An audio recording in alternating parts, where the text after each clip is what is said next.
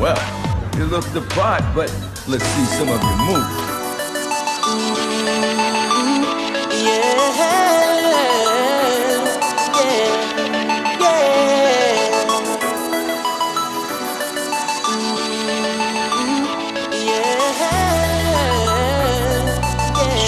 I'm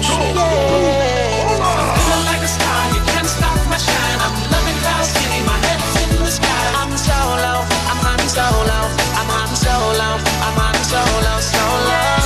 Yeah, I'm feeling good tonight, finally feeling free and it feels so right. Oh, time to do the things I like. Gonna see a princess, everything's alright. Oh, no job but an answer to, ain't a fixture in the palace zoo. No, and since the carbon lights off me, I'm living life now that I'm free, yeah. Time to get myself together, now I got myself together. Now I made it through the weather, better days are gonna get better. I'm so happy, the carbon light is gone. I'm moving on, I'm so happy that it's over now. The pain is gone. I'm putting on my shades to cover up my eyes. I'm jumping in my ride, I'm heading out tonight. I'm solo, I'm hunting solo, I'm hunting solo, I'm hunting solo, solo. Picking up my blast to put it on my side. I'm jumping in my Falcon, put me on my side. I'm solo, I'm hunting solo, I'm hunting solo, I'm hunting solo, solo. I'm hunting solo. Okay, I can see you have some skills, but now it's my turn. Hello there, John. How are you? I'm doing good, Ken. How are you? Doing all right, thanks. Happy Wednesday. Happy Wednesday indeed. So I've watched that intro a bajillion times, and I just realized that we don't have a picture of Mike sitting on anything in his TK. Sure don't. Because we got you in the Emperor's chair and on the the Fett throne. You got a picture of me on a throne, but we don't have a picture of Mike on a throne or a lawn tractor or anything, in his kit. So I think we should figure out a way of fixing that so we can have all three of us seated on something. I don't think that's even possible. Because trust me, I don't think you can sit in a TK. Because Well, I wonder if we could get it where we just get him from the waist up or something with the throne behind him. There you go. You know.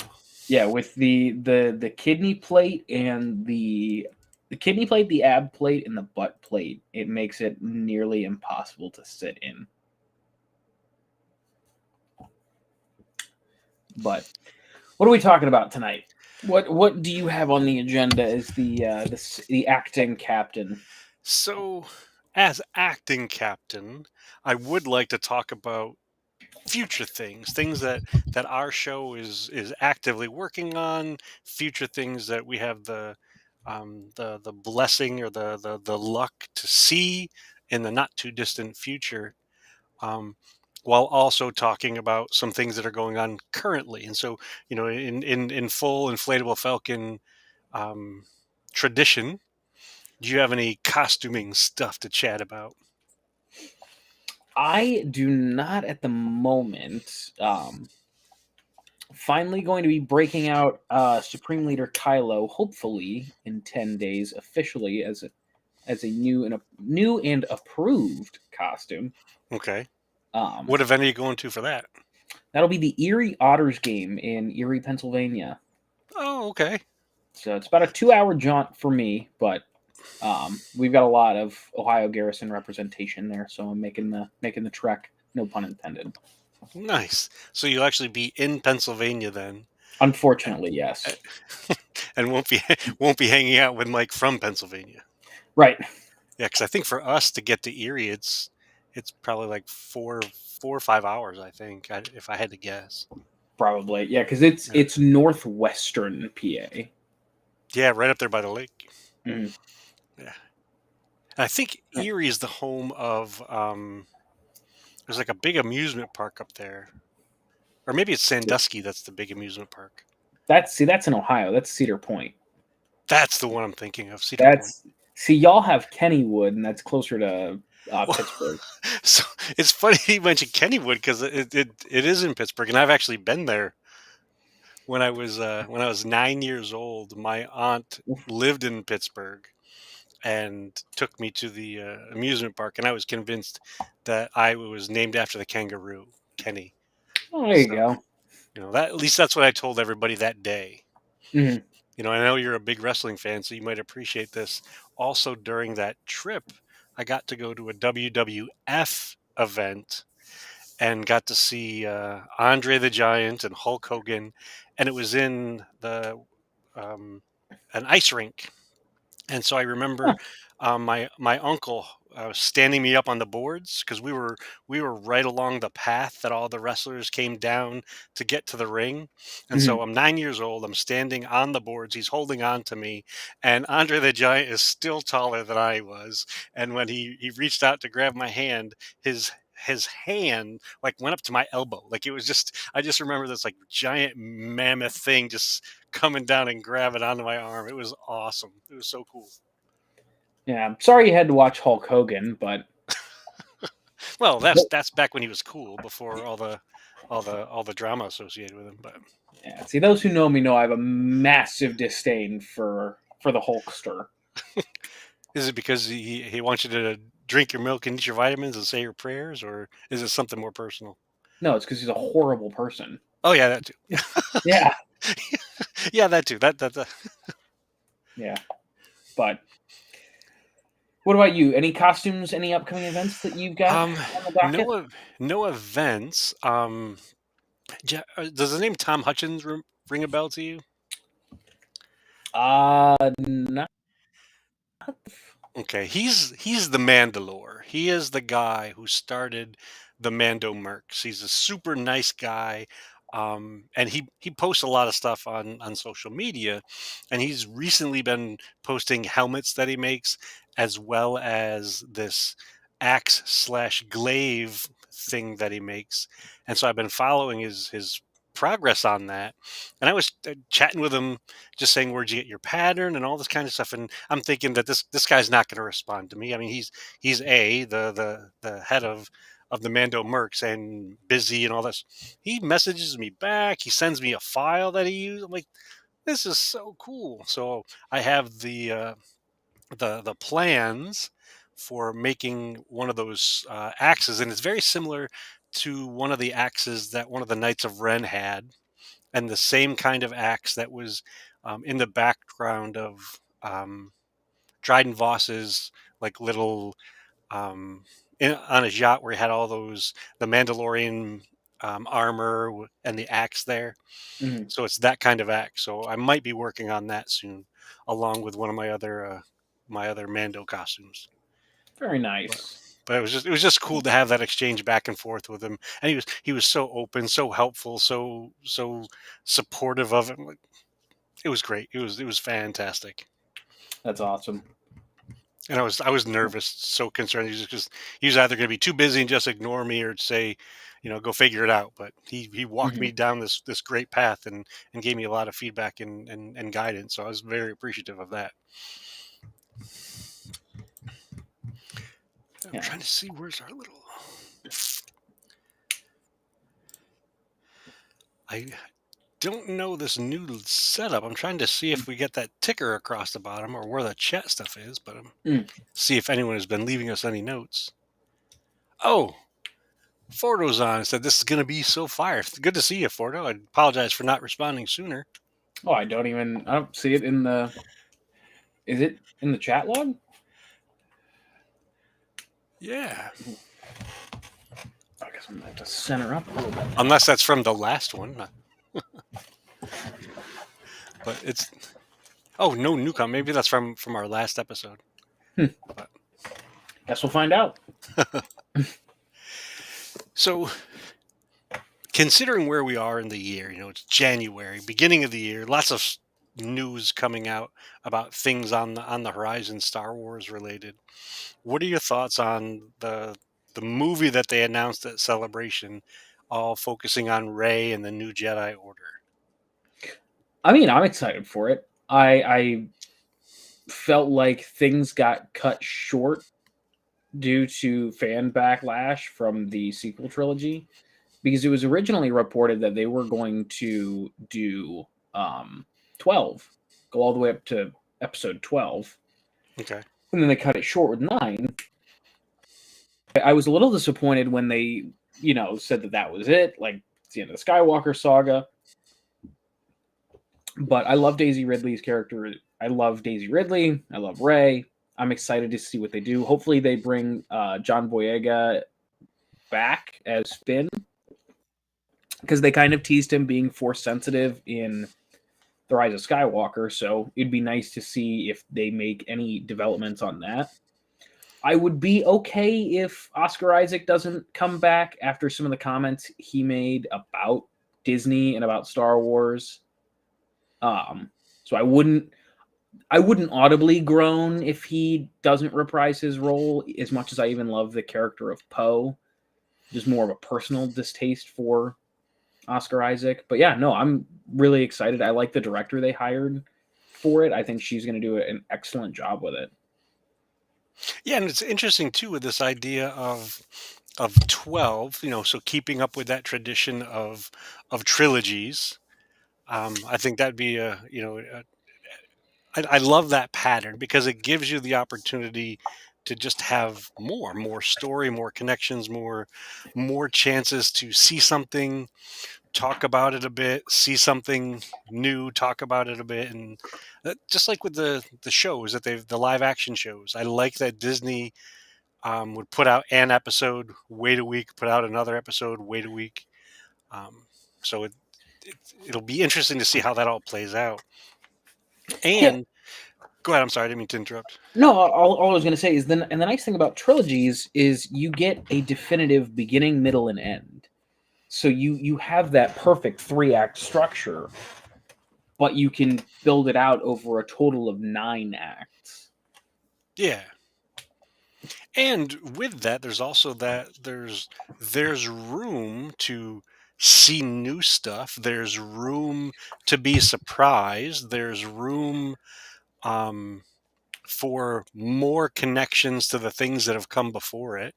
So even when you think about the original trilogy and then the prequels, I thought they did a fantastic job with the prequels, making some of those really strong connections to the original trilogy, and with the live action stuff that's been coming out now, making even more of those connections between the prequels, the original trilogy, and the sequel trilogy. So it's just more room for those connections to be made, Mm-hmm. while also leaving space for things that could fill in the blanks, like what they did with the animated Clone Wars or Rebels or even Star Wars Resistance. Right. Even though it was only 2 seasons and it didn't get as much hype as the other stuff, I think they still did a nice job of taking that stuff from the stories that we knew and adding on to it, filling in some of the gaps and stuff like that. Yeah. Yeah, I think it's good that they are expanding outwards as opposed to inwards, if you know what I mean. Like I like that we're branching out from the currently set timeline. So you've got 1 to 9. That's kind of the sweet spot that we've been in. Yep. I like that we're going with James Mangold's movie. It's going to be thousands of years before episode 1, and then the Rey movie will be outside of the block of 1 to 9. And that'll even, if I'm correct, it's going to even be beyond the Mando stuff, right? Yeah. Yeah, Okay. well, the Mando stuff is before episode 7, so. Okay. But yeah, I I like where we're headed, just from a prospective standpoint. So I think Disney is doing a great job with everything they've done so far and everything they're continuing to do. There's nothing where I look at it and I'm like, really? Do we need that? Everything that they've announced, released is just it's all been exciting. Yeah, and I think it's important too to remember with this stuff. whatever they announce now, we don't know between the now and when it actually comes out what could happen. Mhm. I mean, take last year's strikes for instance. I don't think anyone had on their bingo card at the beginning of 2023 that we were going to have several months where all work was going to stop because of X, Y, and Z. And so, with that in mind, even though it's been announced that the Ray movie is going to be, taking place in this time frame and it's going to have this actress right now, we still don't. There's still more that we don't know than what we do know. Right. And so I don't think anybody, especially outsiders like us. I mean, I may know people who know people who know people within Disney and within Lucasfilm and so on, but that doesn't mean I know what they know. And so as a fan, it doesn't make any sense for me to project out into the future. This is going to be the worst movie ever. Right. Like they're stupid to have. When I say they, the collective Disney is stupid, or the specific Kathleen Kennedy is stupid, or the Dave Filoni is stupid. They're stupid for X, Y, and Z because we don't even know what's going to show up on the screen at this point. Right. And I mean, like I said earlier before we went live, like the fact that some of these projects are getting so much hate, like specifically the Ray movie. We haven't seen a trailer. We haven't seen a screen grab. We haven't seen a promo picture. We haven't seen a release date, and we don't even know what the title is. But you attach a female director to a character that everybody, with the heaviest of air quotes, that everybody hates. And you know what? We're just pedal to the metal. We're gonna hate this movie from the jump. So Yes. So that's even weirder because this week it seems I don't know who started it, but somehow it came out that they're pausing, suspending the Ray movie indefinitely. They've stopped all work on it and it's going nowhere. And normally it doesn't seem like, folks in Lucasfilm or Disney reply to those sort of things, but it seems like this week they said, no, we've heard the rumors that are being spread, and we want to let you know that here's where we are with it. yeah, yeah. Quick aside, because I forgot to Yeah. mention this earlier. You brought up the strike. Good news for Andor. Diego Luna said that he is back in London at the beginning of next week, and they should be wrapping up shooting by the end of next week or the beginning of the following. Oh, that's very cool. So, but yeah, back to the Ray movie though. The funny thing that kills me every time is anytime I hear any negative bit about this movie, I think back to April when I was sitting in an auditorium full of people and they brought out Daisy Ridley. I didn't hear a single groan, a single boo, a single whimper. Everyone was cheering, applauding. Everyone was excited. But the fanfare for it is only like the negative atmosphere is only on the internet. And I don't know if it's keyboard warriors or what, but I don't understand as to how you can get thousands of people in an auditorium in a convention center that are so excited that literally all they did is they brought out the main actress. Everyone was so pumped, but yet you go online and you'd think that not a single person was excited for it. Yeah, and here's a phrase that I've heard related to the Ray movie, and I've heard in some of the live action stuff that we've gotten recently, and it's like I think the phrase goes something like this: "We're getting a movie that nobody asked for, or we're getting content that nobody asked for." And I struggle to understand what that even means because from the beginning, we go back to the late 70s. Fans didn't ask for Star Wars. Like, George and the makers and all the people that were involved put it all together, and it wasn't gloriously received even while they were making it. The film crews like, what are we doing here? We got a giant space bear dog, these folks running around in plastic suits, and a guy in talking through a black mask. What is this all about? And here we are 40 plus years later. And to your point, thousands of people have traveled to London to be there at one place in time and, you know, give a standing ovation to this lady as she comes out on stage. But nobody likes her. Nobody likes the character. Yeah, yeah. Nobody asked for this. Nobody wanted this. But yet, you know, thousands of people were chanting her name.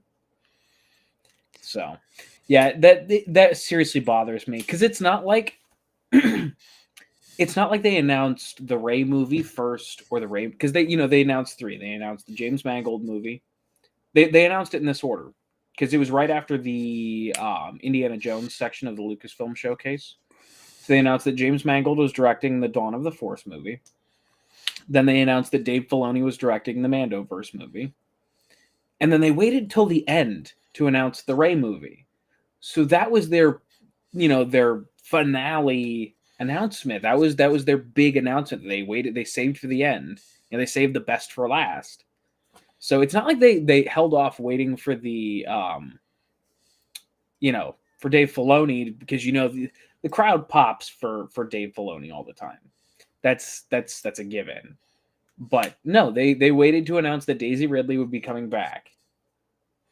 Yeah, and once again, to your point, they in their minds saved the best for last. The biggest announcement, the crowd pleaser, go out now and talk about stuff. And but to have hear people say or read phrases like this is a character everybody hates, or this is a movie that nobody asked for, I think is just, it's wild. That was from a disease perspective. When you have a pandemic, oftentimes they like to go back to the source, like who was victim one or whatever. Patient Like Zero. patient zero, exactly. Like, I would like to go back to patient zero of this to find out who started this sea of malarkey and just ask the question why. Like, what is the benefit, the purpose of this? Like, do you get joy in spinning stuff like this? Do you receive some sort of a benefit of being unkind or mean? Like, why? I think it all just boils down to if they're unhappy, then everyone else has to be. Because when Kathleen Kennedy made this movie, she specifically made it so that Joe Schmo XYZ wasn't going to like it. That's all it is everyone thinks that these movies are made specifically for them with no grasp of how films are actually made.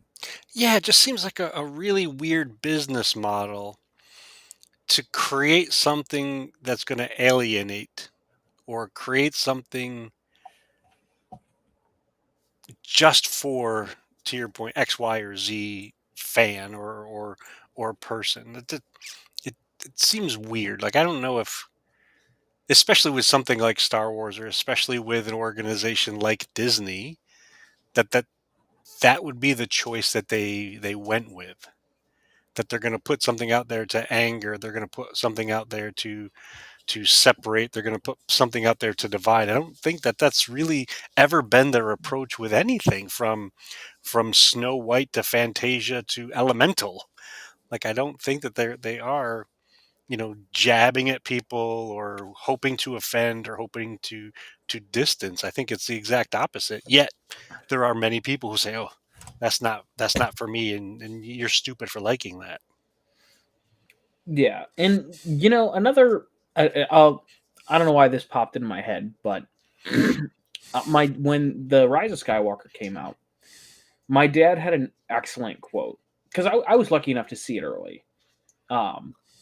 So when I went with my dad to see it first, either the second or the third time, I can't remember if I had watched it twice. But on opening night, we overheard a lot of people complaining about fan service, like, oh, they only did this, just as fan service, blah blah blah blah blah. And I don't like this because it was too fan servicey. And I'll never forget what my dad said. He leaned over to me. He's like, I don't understand why everyone's complaining. That's the whole reason you go to the movies, is because you want to be serviced as a fan. You want there to be fan service because that way they know that their audience is watching. You want your audience to leave happy.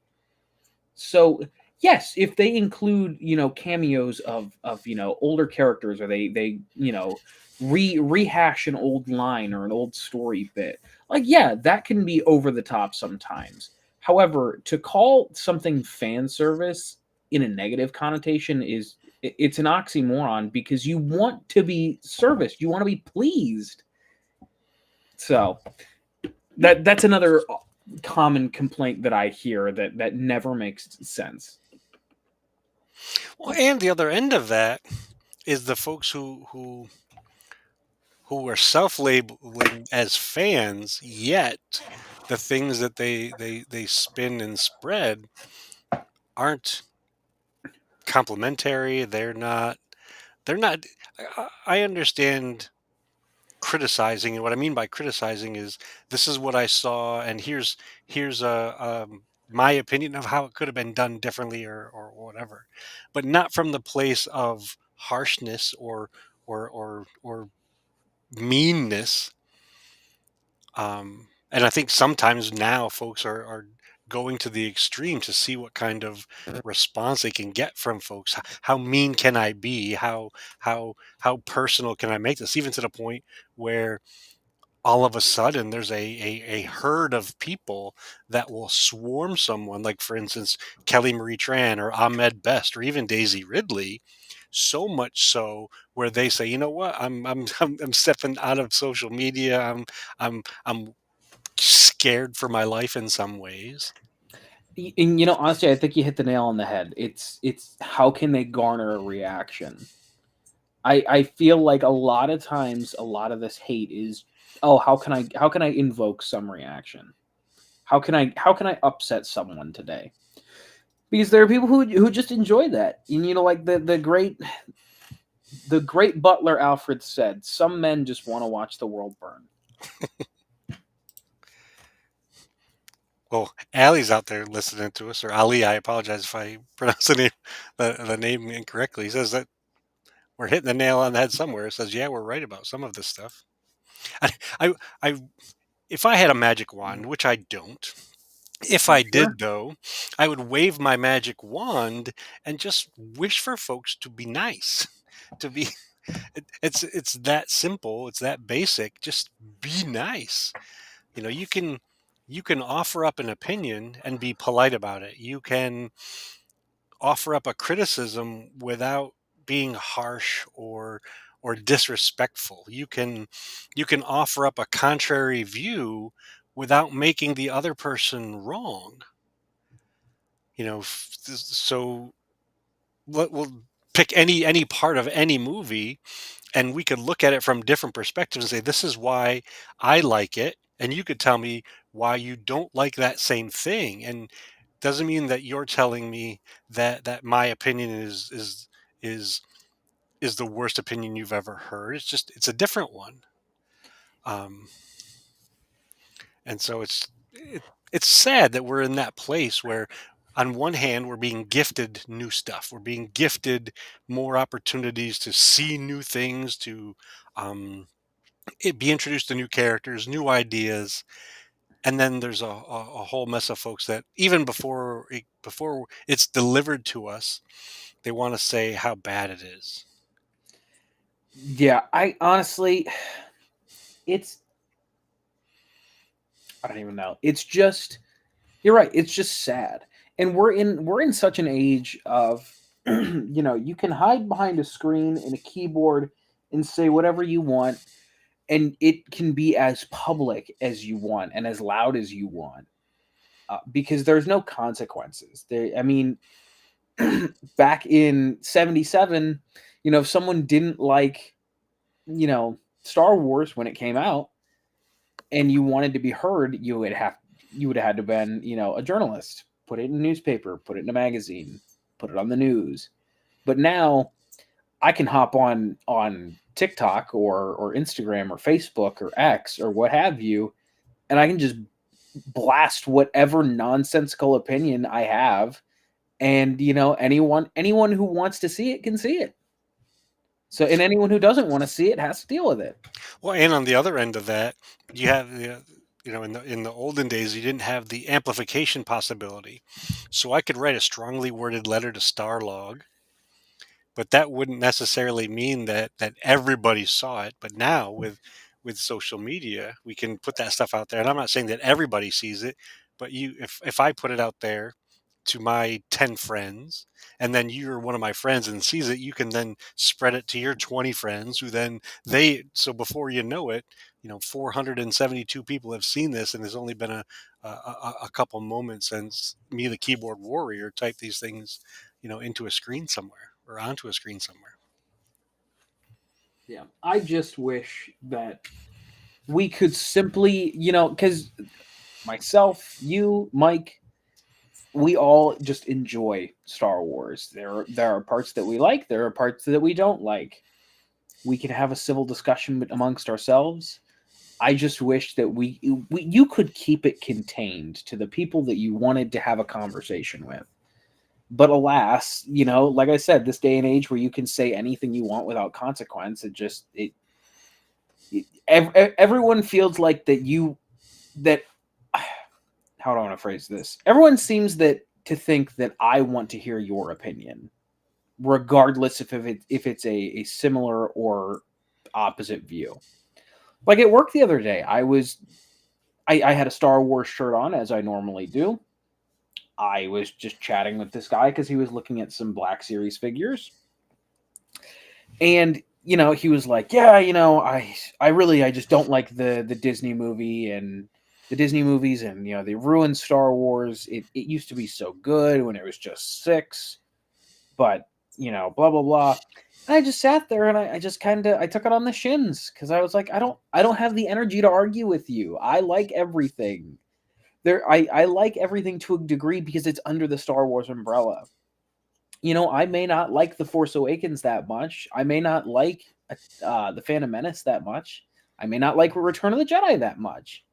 But, it's still Star Wars. I still enjoy it. I can still watch it and not want to claw my eyes out and, cover myself in acid because I had to sit through 2.5 hours of it. Or on the other end of that, I'm not going to douse you with acid because you have a different opinion than I do. Or I'm not going to douse you in acid because you were involved in the creation of it. Or I'm not going to, spit venom on social media because it doesn't match up with what I would have done. And I think what, especially those first 6 and the Ewok movies and even the animated shows, all of those things continued to build on each other from a technology standpoint, from a storytelling standpoint, from a marketing standpoint. So it's possible to look at this huge body of work from so many different perspectives instead of just looking at it from the like dislike right wrong kind of thing. um and the other thing I feel like I'm what was it Family Guy that does grinds my gears or whatever. Mm, yeah. I feel like I'm on that show right now. This grinds my gears. um when folks throw the random turd in the pool of uh Disney's gone woke. what do you even mean? Like I don't understand what you mean by that. I don't understand the goal you have for throwing in that grenade. I don't understand what you're hoping to achieve with it. It's and they often will throw that in and then they'll run for the hills. They won't stay around long enough to describe it, explain it, or any of those sort of things. Well, the Disney has, or the Star Wars, the Lucasfilm, what have you, has gone woke comment. That, oh God forbid that we're trying to make amends for some of these groups of people that have been discriminated against for decades. God forbid we try and give them a little representation. Oh no, it's not strictly white men in all of these roles of power. Oh God forbid this country is burning to the ground. Well, what's really funny about it is when you look at, we'll go back to the original ones. Like the, there was reflections of in those movies of politics at the time. You know, just the fact that Emperor Palpatine was um, on screen was meant to be a represent from what I understand. I mean, I'm not George Lucas. I apologize, George, if I'm not fully describing it accurately. But from what I've been led to believe, Richard Nixon was meant to be an inspiration for Palpatine. You know, the Empire was meant to represent the United States. You know, the Ewoks were meant to be a stand-in for the Viet Cong in the Vietnam War. So so when they say that the current movies are too political, that the current movies are too progressive, the current movies are too woke, I'm not sure if they were conscious when they watched the original ones. It's because these people who pardon my language, but these people who bitch online, they never look at it any deeper than this is a movie that I enjoy. They never look at the bigger picture because they don't care enough to. So you're right. It's funny that they don't realize that something that is in my humble opinion blatantly obvious to be an allegory for, you know, current political standing. And it always has been. They're just mad because they made oh god, what's the character's name? They made L337 a loud female voiced droid and they made Lando a pansexual. Who cares? So what? It's not real. It's not in reality. Oh my god, I'm on a soapbox. Welcome to our TED Talk. Oh, it drives me nuts. It's like if you didn't look at the original trilogy through the same glasses that you're looking through all the new stuff, then shut up. Well, Stop complaining about it. well, the other piece to that would I think it's interesting that you brought up the idea of looking at it through the same glasses. So when I saw the original trilogy, I was a child. I was a kid. I was, wasn't even a teenager yet. I cannot watch anything now from that same perspective. It's not going to be, I didn't have the worldview that I have. I didn't have the education that I have. I didn't have all the deeper philosophical understandings and all that kind of stuff. So it's impossible for me to watch anything today from that same perspective of when I watched it as a kid. And nobody else can do that either. And I usually don't speak in extreme language, but I can say with confidence, nobody can watch something today in the same way that they watched it way back when. And so to attempt to do that, you're fooling yourself. However, I do believe, even though you can't watch it from the same perspective, you can watch it from the perspective of what is going to be new. What am I going to get in this show, this movie, this piece of entertainment that I haven't gotten before? And whether it be a new character, a new ship design, a new explanation of X, Y, or Z, or a new connection between this current character and one that we saw on the screen in 1983, and what else is going on behind the scenes that might be planting seeds for stuff that I might see in future stuff. Instead of being so aggravated, so angry, so annoyed that this story isn't the story that you would tell. And it's funny that you mentioned that you can't go back and watch something through the same lens you did when you first saw it because you don't have the same worldview. The funny part about that is 99% of the people who are complaining about this also can't do that. Yeah. They didn't have the same worldview as they do now, but they Yes. refuse to apply that new worldview to the new things that are coming out. So they're so they if anyone listening is a football fan, Chuck Pagano, previous head coach for the Indianapolis Colts, he'd say it's like putting your blinders on.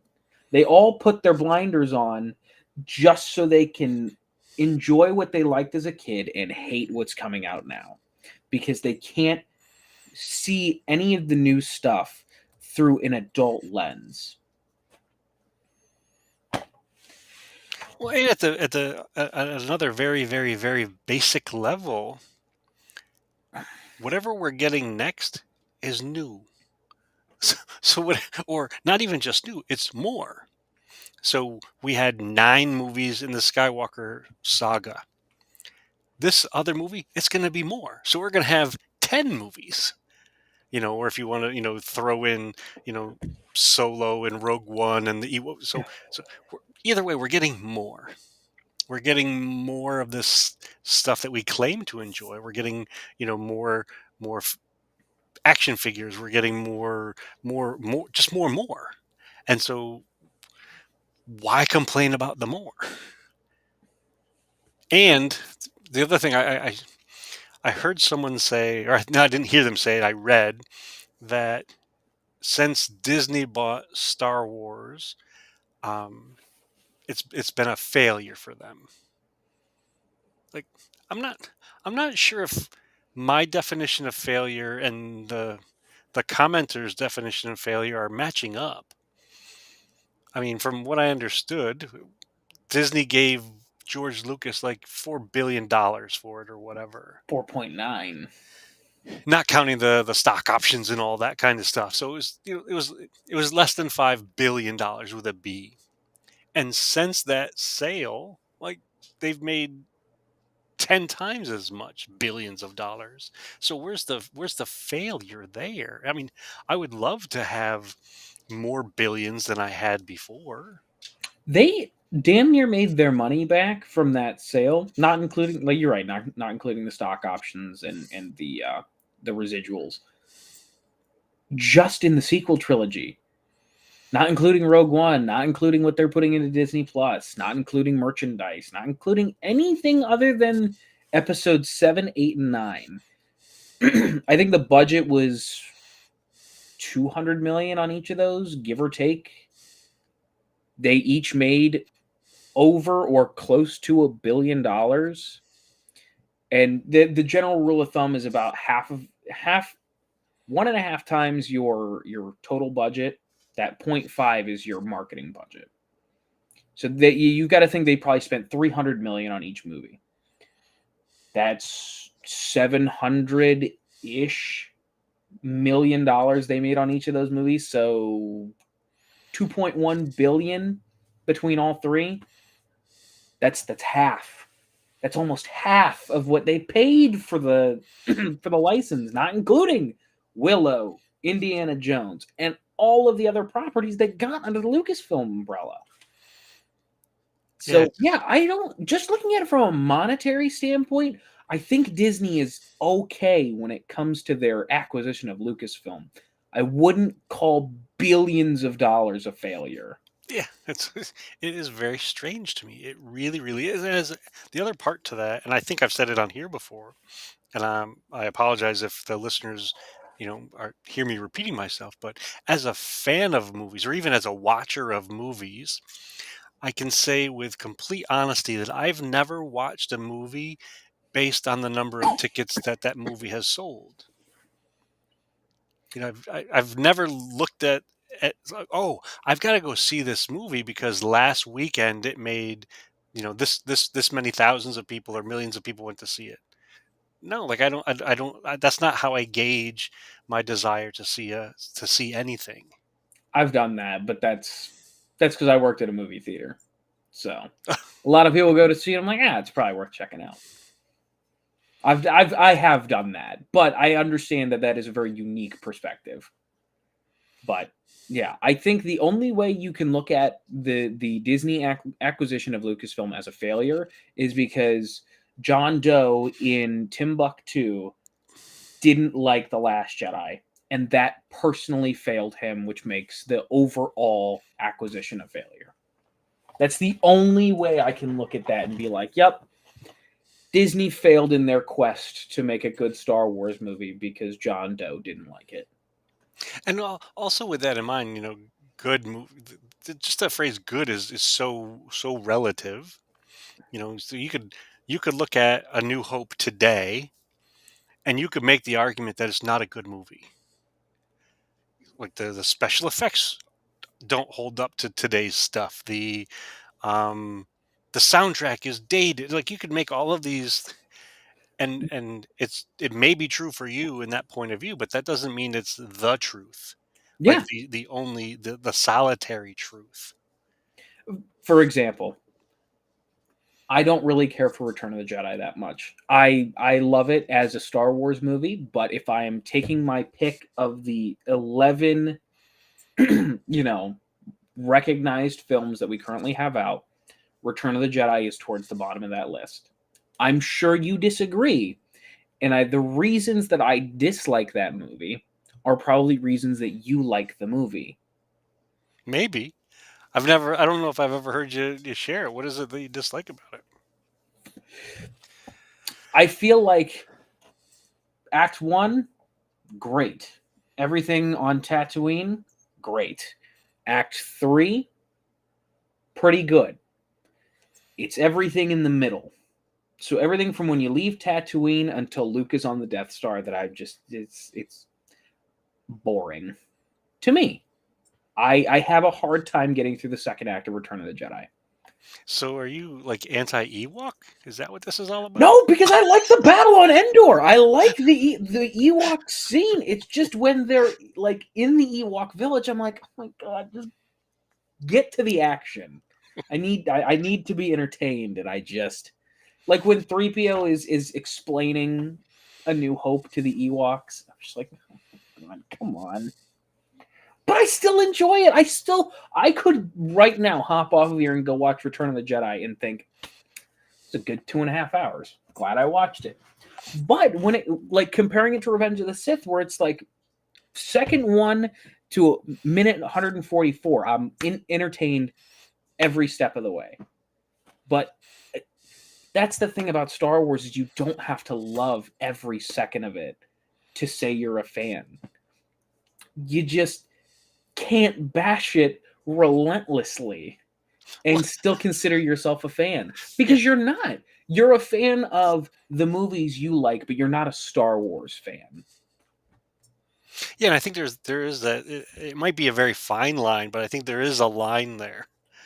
Because I really struggle with that. I call myself a fan, yet the majority of my time is spent on what I don't like. So then how do those two things mesh up? And I get confused by that. Yeah. Like anymore, to take this out of Star Wars, just to take it out of the even the Lucasfilm umbrella. I used to say I was a big Marvel fan.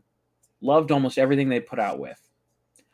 Now, I'm a fan of the Infinity Saga. A lot of the new stuff I don't really care for. So I'm not really a Marvel fan anymore. I'm a fan of what I enjoy. I wouldn't go so far to say I'm a fan of Marvel. Well, I think So Marvel's is a little bit harder to compare between Marvel and Star Wars because from where I sit, Marvel is so expansive. Like mhm. there are so many different storylines, there's so many different characters. And even though, Star Wars is galaxy spanning, multiple galaxies at this point, I still don't think it's as wide as the Marvel universe is. It's yeah, you're right. But I'm not there is more that I don't care for in the Marvel umbrella than I like. So I don't consider myself a Marvel fan. I'm a fan of some of it, Okay. but I don't care for the comics. I prefer the movies. I prefer the live action stuff. I prefer the Infinity Saga, barring one or two projects. I love the Loki series. One of my favorite things they've done. But as it stands, there is more that I dislike in the entirety of the Umbrella than I actually like. Where do you fall on Howard the Duck? Love Howard the Duck. Come on, George Lucas directed the original movie, and Seth Green plays him in Guardians of the Galaxy. Come on, Just asking, and it's out there for the universe. Love Howard the Duck. The world now knows. Yeah, ducks are like one of my favorite animals. Yeah, come on. As pets or as meals? As pets. Okay. Haven't had. No, I have had duck. Because I've had turducken. Oh, really? Yeah, that's what I had for Thanksgiving. We had bacon wrapped turducken. Wow. Okay. Yeah, that was a rough day after. That was a lot of calories and a lot of grease, but well worth it. Let's call that a barnyard special. Yeah. Oh yeah. But yeah, no, if there is more that you dislike about Star Wars than you actually like, because if you just like the original trilogy, you're a fan of the original trilogy. Stop pretending to be a Star Wars fan, because there is so much more. Yeah, you betcha. And the other piece to it that I think is important to acknowledge is that there is so much to it. You could just take the comic books themselves as a whole separate piece to Star Wars. Throw in the video games or throw in the novels, and it's in some ways you could say it's almost too much for any one human to uh, to comprehend or to acknowledge or to understand all of it. And there's just be nice when you're talking about any of it. Be nice. Right. And honestly, I was thinking about this as we've been talking tonight. And if I sound like I'm coming off as gatekeeping, I am. The people that we are specifically talking about, I don't want you in my garden. I don't want you around. I will keep this gate. I only want people who are positive thinking about Star Wars. Like, this is the only time you're going to ever hear me admit to gatekeeping Star Wars. And that's because I want to be all-inclusive, except for those people who all they want to do is just bash anything new that comes out. Sorry, I love The Last Jedi. I love The Mandalorian. I like the sequel trilogy. Revenge of the Sith is the best Star Wars movie, in my opinion. If you disagree, great. Just don't be a dick about it. Yep, be nice. Unfortunately, and I kind of mentioned it earlier, but sometimes this animosity is delivered like as personal attacks. Whether you're talking about Jake Lloyd or Ahmed Best, Kelly Marie Tran, or even up the chain. I've recently read horrible things said about Dave Filoni and Kathleen Kennedy. what what and these are some of the same people too who seem to be surprised that George Lucas chose to sell to Disney. George himself, I think it was like in 2012, before the sale to Disney, I think he made a comment, something to the effect of, why would I keep making these things? People get mad at me when I make them. They talk about how bad they are. Why should I keep doing this? Yeah, why would you subject yourself to nothing but hate and vitriol over something that you love so much? So why would you? Why would he continue to make them? Yeah. At least Disney has the benefit of being a conglomerate, to where it's not always such a direct attack on one person, as it was like for the prequel trilogy, where it was, okay, this is exclusively George Lucas's fault. The Lucas was the sole problem. At least now it can be spread out. Because if you say this is Disney's fault, that is such an umbrella. And then of course you have the Kelly Marie Trans, you have the Daisy Ridleys, the Kathleen Kennedys, and it's surprising to say, but you have the Dave Filonis and the John Favreaus. But it's not 3 movies, 1 person. So I don't know. That was more of a soapbox than I thought I'd get on tonight, but Well, I think our soapboxes were parallel, and part of it just came from, like, it seems like this week and last week, it just, I don't know if it's what showed up, running across my eyes, or if there was just a large volume about it in general. But it just seemed like there was lots of negativity out there flowing and flying, and I still to this moment don't understand why. And unfortunately, too, I don't have a relationship with these folks that's strong enough to say, "Hey, explain that to me." Like, because what you're saying doesn't isn't complete. What you're saying doesn't seem as accurate as you make it seem. You're making it out to be. And in some of these cases, like, there was a rumor floating around, going back to the Ray movie, that the Ray movie was going to be canceled. That it was going to be, it was going to be scrapped. It was going to go the way of some of the other announcements, which in and of itself is another interesting thing to talk about, because over time we've heard a lot of things that were going to be put out, Star Wars projects that got shelved for a variety of reasons, whether it's video games or animated shows or even live action shows. I mean, Star Wars Underworld is a perfect example of that. They announced that they were going to do it, and then it never went anywhere. They were even going to do a third Ewok movie. They had, Caravan of Courage, Battle for Endor, and there was going to be a third one. But because of the success or lack thereof of the second one, they chose not to do the third movie. So over time, there have been many announcements that were made that didn't pan out.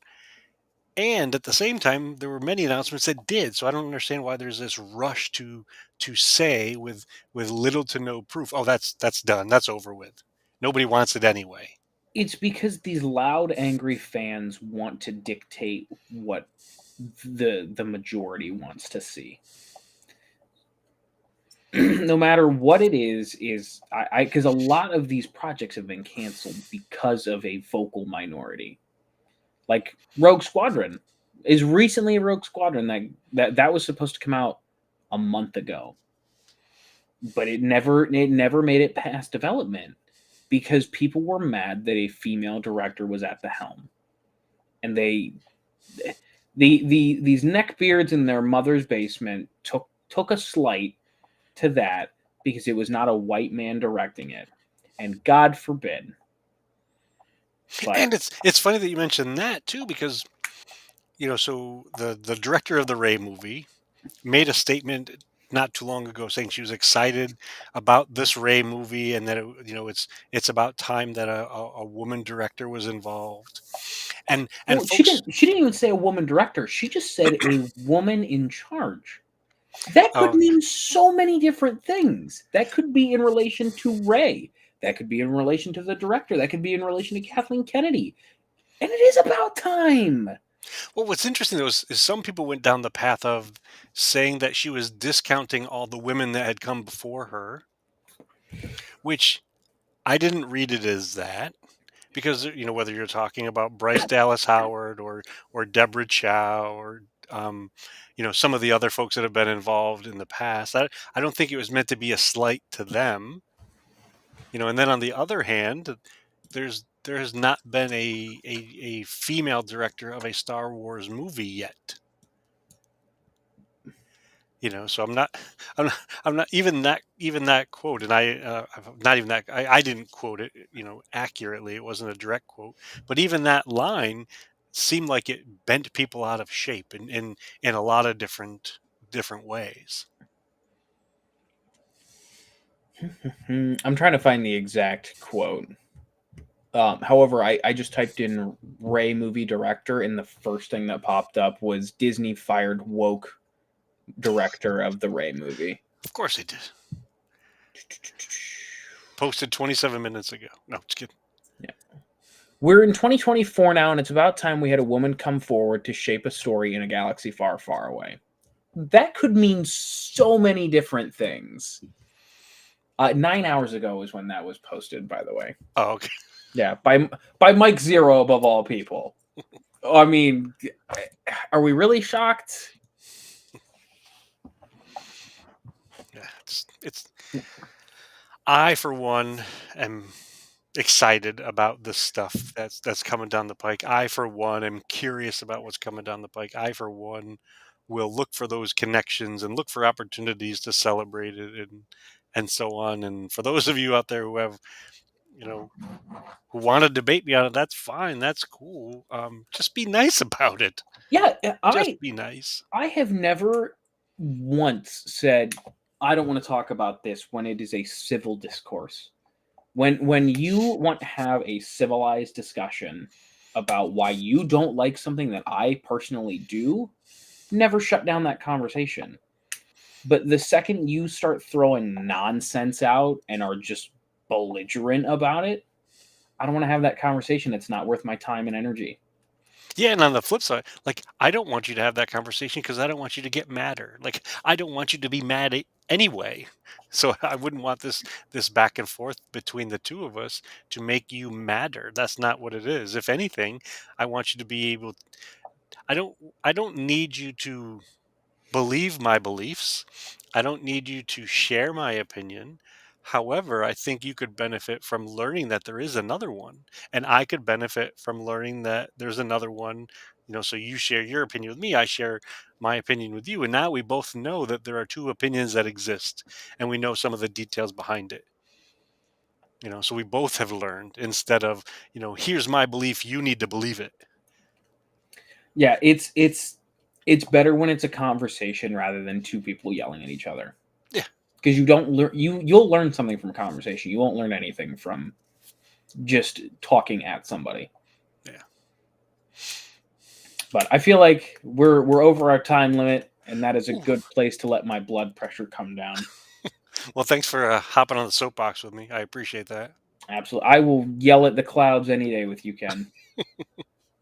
Let's see if I can find Mike's outro, and we'll send us off into the galaxy far, far away for another week. And hopefully, Mike will be back with us next week, and we'll get into some more exciting stuff. Maybe we'll even next week do some announcements for future things that we've got in mind. So maybe we'll have some more stuff solidified by then. That's what I like to hear. So with that said, have a great night, everybody. Thanks for hanging out with us.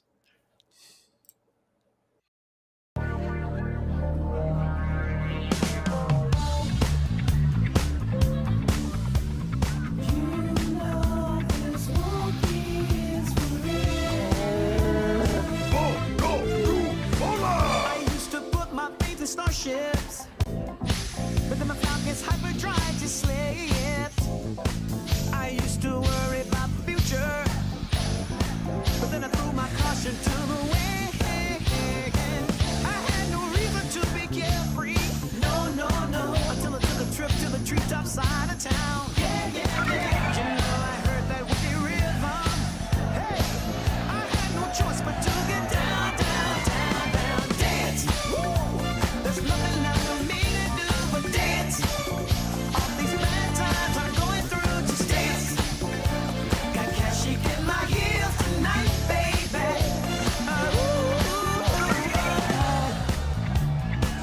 No disrespect to my man here, but you ready for the real deal superstar?